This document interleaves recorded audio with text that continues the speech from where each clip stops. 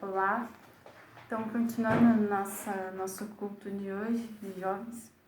Agora nós vamos para a parte da palavra e o tema de hoje é salvação eterna. Nossa passagem na Bíblia é João, capítulo 10, versículo 27 ao 29. Então eu vou ler para vocês aqui. As minhas ovelhas ouvem a minha voz. Eu as conheço e elas me seguem. Eu lhes dou a vida eterna e elas jamais perecerão. Ninguém as poderá arrancar da minha mão. Meu Pai, que as deu para mim, é o maior de todos. Ninguém as pode arrancar da mão do meu Pai. Amém. Então, a palavra de hoje nós vamos falar sobre salvação eterna.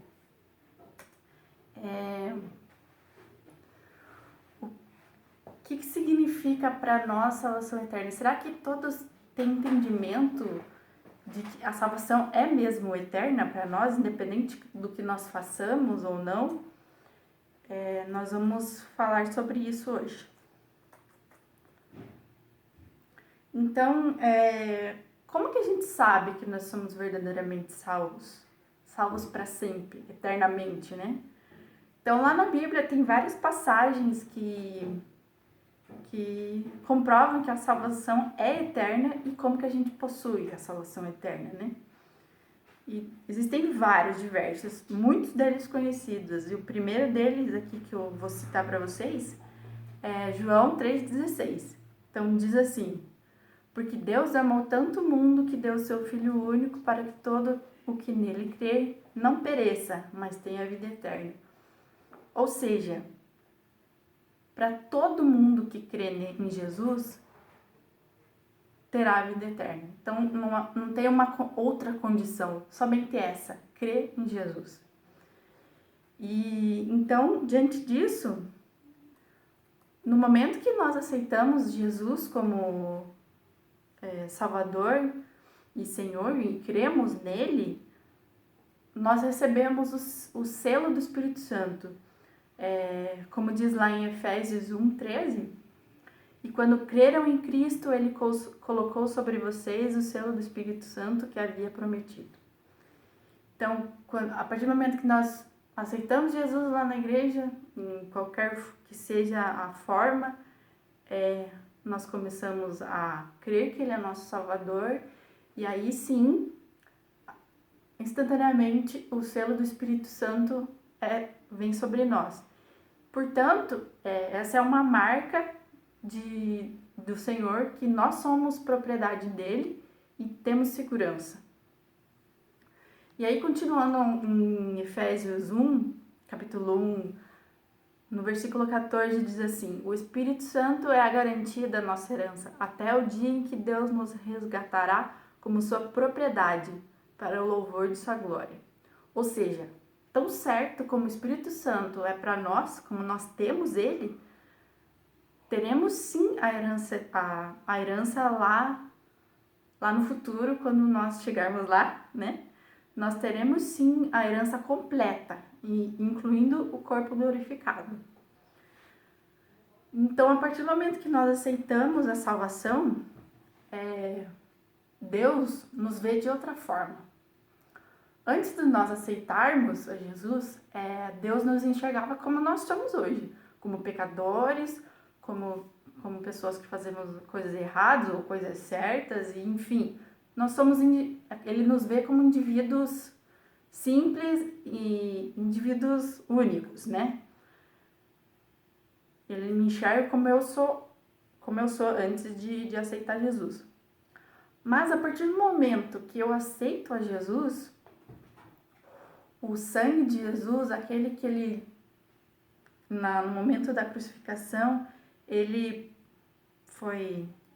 perdeu, né, o sangue dele foi derramado, esse mesmo sangue vem sobre nós.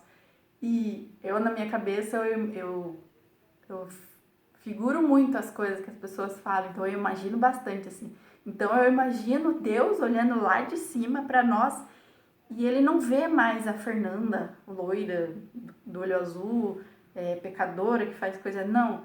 Ele vê nós igual e em semelhança igualmente a Jesus, porque o sangue dele veio sobre nós. Então ele não vê mais eu. Ele vê Jesus sobre nós. E aí que ele nos aceita, não por quem eu sou ou pelas coisas que eu fiz ou deixo de fazer. Ele me aceita porque nós estamos em Cristo Jesus. Nós somos dele. Então, ele não vê mais nada do passado. Ele só vê Jesus e o sangue derramado sobre nós. Lá em 1 Coríntios 12, 13, diz que nós somos um membro do corpo de Cristo. Então, vamos imaginar que seria inconcebível Jesus passar a eternidade lá no céu, tudo certo, sem ter o membro dele. Ou seja, nós somos se ele diz que nós somos o membro do corpo de Cristo, com certeza um dia nós estaremos lá no céu, porque Jesus não pode passar a eternidade sem os membros dele, né? Então, aí já é uma garantia da salvação eterna. Mas daí você pode estar pensando assim, tá, mas tudo bem, a pessoa aceitou, ela se tornou cristã, tudo certo. Mas e quando ela peca de novo? Ela não perde a salvação? O pecado não elimina a salvação? Vamos pensar o seguinte: quando nós somos salvos, nós somos perdoados eternamente. Aquela penalidade que nós teríamos, Jesus pagou por nós. Então nós temos a salvação eterna, ou seja, todos os nossos pecados foram apagados, sejam eles os passados, os presentes e os futuros. Deus nunca mais vai lembrar dos nossos pecados. E nesse momento que nós aceitamos a Jesus, quando somos salvos, instantaneamente um relacionamento é criado entre nós e Deus. Nós nos tornamos filhos de Deus. Então nós temos esse relacionamento de pai e filho. E nada pode romper esse relacionamento. Por exemplo, eu jamais vou deixar de ser filha do meu pai e da minha mãe, porque eu nasci deles, então não tem como eu desaparecer e não ser mais filha deles. Eu sempre vou ser filha deles, para sempre. E assim é da mesma forma com Deus. A partir do momento que eu aceito ele, eu vou ser filha dele para sempre. Então esse relacionamento é criado. Daí volta aquela pergunta, tá, mas e quando a gente peca? A gente não perde esse relacionamento, não quebra? Não. Quando nós pecamos, o que é rompido? Não é o relacionamento que é rompido, é a comunhão com Deus que é rompida. Ou seja, por exemplo, eu tenho um irmão e eu brigo com ele. Eu não vou deixar de ser irmão dele só porque eu briguei com ele, ou porque eu fiz alguma coisa errada com ele, ou ele fez pra mim.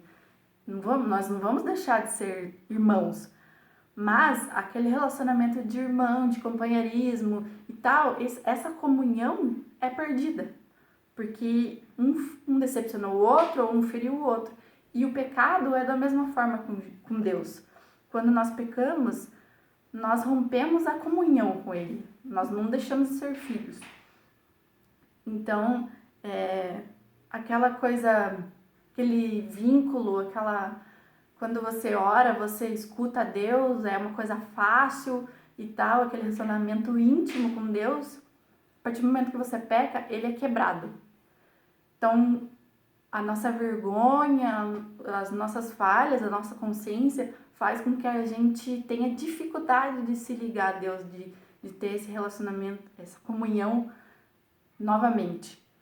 E só tem um jeito de conectar isso de novo, essa comunhão. E o único jeito é nós confessarmos, primeiro nós nos arrependermos desse pecado, e de todos que você tem cometido, nós confessarmos a Deus esse pecado, realmente arrependidos, e nunca mais praticar esse pecado, abandonar isso. Então, essa é a única forma dessa comunhão com Deus ser estabelecida novamente. E aí vem aquele problema, mas foi um pecado isolado, foi uma coisa que todos nós estamos sujeitos à tentação, todos nós, mesmo cristãos, na vida cristã, nós somos sujeitos à tentação e eventualmente, sei lá por quais motivos, a gente acaba pecando, a gente não consegue resistir a essa tentação e acaba pecando. Esse é um pecado ocasional, porque não é uma prática sua. Mas a partir do momento que você deixa esse pecado ser uma prática, quando a gente deixa o pecado entrar na nossa vida e ele se torna comum para nós, aí sim é uma coisa mais grave. Aí sim acaba se afastando demais você de Deus. Lá em 1 João 3, do versículo 4 até o 9, diz assim: quem vive no pecado transgride a lei, pois todo pecado é contrário à lei. E vocês sabem que ele veio para tirar os nossos pecados, e nele não há pecado. Quem permanece nele não continua a pecar, mas quem continua a pecar não o conhece e não entende quem ele é. Filhinhos, não deixe que ninguém os engane a esse respeito. Quando uma pessoa faz o que é justo, mostra que é justa, e como ele é justo. Mas quando continua a pecar, mostra que pertence ao diabo, pois o diabo peca desde o início. Por isso, o Filho de Deus veio para destruir as obras do diabo. Aquele que é nascido de Deus não vive do pecado, pois a vida de Deus está nele. Logo não pode continuar a pecar, pois é nascido de Deus. Então, assim, mas a gente peca. Nossa, nós somos fracos, nós temos a carne e a gente peca por alguns motivos e tal. Mas a partir do momento que você faz do pecado uma prática da sua vida, aqui nesses versículos está dizendo que se você continua a praticar isso, você está se assemelhando ao diabo. Porque o diabo, ele peca a todo momento, né? E aí, se a gente faz igual, a gente está sendo igual a ele. Mas daí vem, mas então eu me torno cristão e eu jamais posso pecar. Meu Deus, se eu pecar, vai acabar com tudo. Não, como eu disse antes, se a gente se arrepender e confessar, Deus nos perdoa. Ele é misericordioso, ele é justo, ele nos perdoa. Mas vem aquela questão assim, se eu creio realmente, verdadeiramente em Jesus, eu não vou ter prazer no pecado. Eu não vou querer pecar. Então, eu não vou fazer do pecado uma prática na minha vida. E aí, vem outra questão. Nós, em relação à salvação eterna, a gente precisa saber diferenciar as obras que nós fazemos aqui na Terra da salvação. Lá em 1 Coríntios 9, 27, diz assim, o apóstolo Paulo diz: disciplino o meu corpo como um atleta, treinando para fazer o que deve, de modo que depois de ter pregado a outros, eu mesmo não seja desqualificado. Aqui ele não diz que se ele errar, se ele pecar, ele vai perder a salvação. Não é isso que ele está dizendo. Porque ele tem certeza, plena certeza da salvação, porque a salvação eterna é só crer, não tem mais outra condição. Mas, quando nós pecamos, nós decepcionamos a Deus. E aí, como o apóstolo Paulo diz, ele temia ser desqualificado como servo. Quando a gente... Tem uma outra questão, que quando, por exemplo, tem uma pessoa na igreja ou um recém-convertido, né?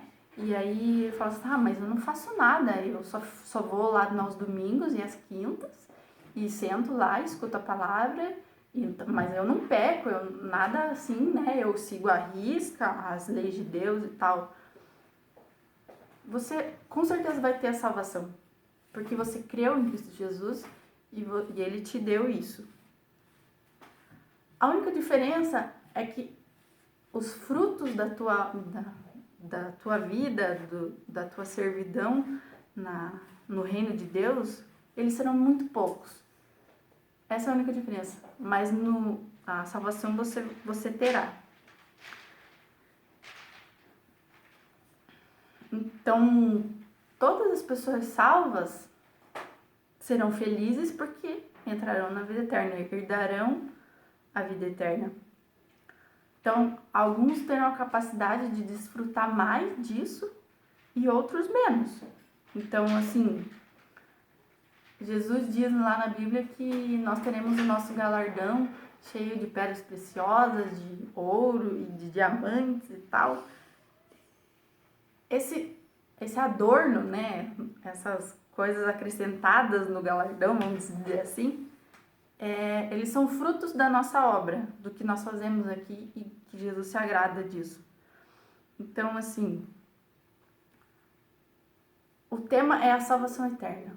O que eu quero que você entenda nessa noite com essa lição é que nós precisamos crer somente que Jesus é nosso Salvador e que Ele sacrificou o corpo dele, sacrificou a Ele para nos salvar, para perdoar todos os nossos pecados. Então, se você crê que Ele é o nosso Salvador, se você se tornar totalmente dependente dele, com certeza você tem a vida eterna garantida, através do sangue de Jesus que foi derramado na cruz. Amém? Essa é a nossa palavra de hoje. Foi rápida, porque só eu falei, né? Normalmente nos nossos cultos tem um compartilhar de todas as pessoas, então normalmente demora mais um tempo. Mas o que Jesus quer nesse dia, que nós tenhamos conhecimento do que significa a salvação eterna. Amém? Deus abençoe você que está aí na sua casa. Da mesma forma, louvando ao Senhor, tendo intimidade com Ele todos os dias, que eu creio que assim está sendo. Deus abençoe a sua vida, que esse momento de tensão caia por terra. Eu vou contar um sentimento que eu tive ontem.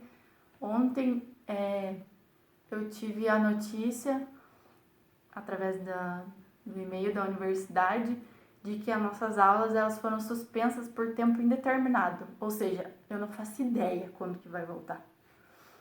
E uma coisa que o ser humano não sabe lidar é a ausência da certeza.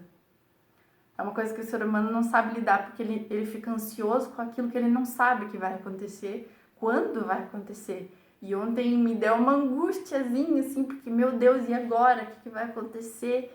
E até então eu tava super tranquila com a quarentena e tal, mas ontem eu fiquei meio assim, me deu um pouquinho de tristeza, mas no mesmo momento eu falei com Jesus e eu falei para ele assim: Senhor, eu tenho plena certeza que você é poderoso e tudo está acontecendo no seu tempo. Eu não sei quando que isso vai acabar, eu não sei quando que as coisas vão melhorar, o que vai acontecer, mas eu creio fielmente no teu poder e nos teus caminhos. Então, que esse momento de incerteza na nossa vida, de que nós não sabemos para onde que isso tudo vai, quando isso vai passar, deposite todas as suas expectativas, todas as suas angústias, todos os seus medos diante dessas coisas em Jesus, porque Ele é poderoso para fazer qualquer coisa. E como tá lá em Eclesiastes, eu não me lembro o capítulo, mas há tempo para tudo. E Jesus com certeza sabe o que Ele está fazendo nesse momento. Por que dessa pandemia,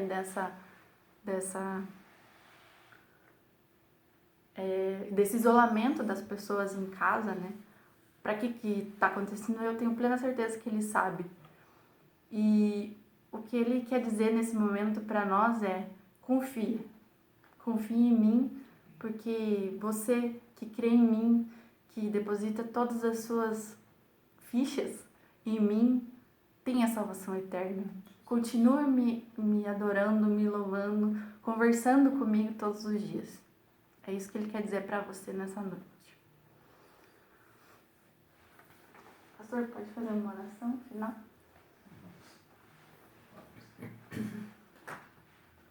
Nós vamos então agora fazer uma oração de agradecimento a Deus e que o Senhor possa estar te confortando e consolando aí na tua casa, que você possa sentir o amor de Deus, como foi falado aqui já nesta noite. E que o Senhor possa te dar paz, alegria e gozo ao teu coração. Querido Deus, maravilhoso Pai, aqui estamos diante de Ti, rogando, Senhor, que a Tua bênção, graça e misericórdia possa estar sendo derramado sobre estes lares, Pai querido, que se abrem para que a Tua palavra entre nestes corações. Entre, Senhor Jesus, trazendo o consolo e o conforto. Eu peço, Senhor Jesus, que num período difícil, num momento difícil que estamos passando, o Senhor venha agir e colocar as Tuas mãos para amenizar, Pai, o sofrimento e a angústia, Pai querido, do nosso país, do nosso estado, enfim, Pai querido, do universo, Pai, porque são em vários lugares aonde estão sofrendo com esta mesma angústia, mas eu peço a Tua bênção e Tua graça, porque sei que o mundo está, Senhor, está seguro nas Tuas mãos, é o Senhor que criou, o Senhor que formou, e todas as coisas, Pai querido, nada pode acontecer se não for a Tua vontade. Amém. Por isso eu peço que o Senhor venha abençoar, sustentar e manifestar o Teu poder. Como também a Fernanda, que acabou de trazer esta palavra, Pai, cada um dos que estão nos ouvindo e nos assistindo também sejam abençoados e tocados por Ti. Eu peço a Tua bênção e Te agradeço em nome de Jesus. Amém. Amém. Só mais um detalhezinho. É uma técnica que eu uso. Quando eu tô nesses momentos assim, que nem eu tava ontem, e seja o que for que acontecer na minha vida, eu sempre, como eu disse na live lá no Facebook, sobre o nome de Jesus. Quando eu não sei mais o que falar, quando eu não tenho mais palavras para dizer para Jesus, falta as palavras, eu somente declaro o nome dele. Jesus, Jesus, Jesus. E aquilo entoa dentro de mim, na minha mente, no meu coração, e me acalma, porque Jesus é poderoso para tudo. Então, use essa técnica também, porque Jesus é o nome mais lindo e é o mais poderoso, então Ele tem poder para tudo. Obrigada por nos assistir nessa noite. Deus abençoe a sua vida. Amém.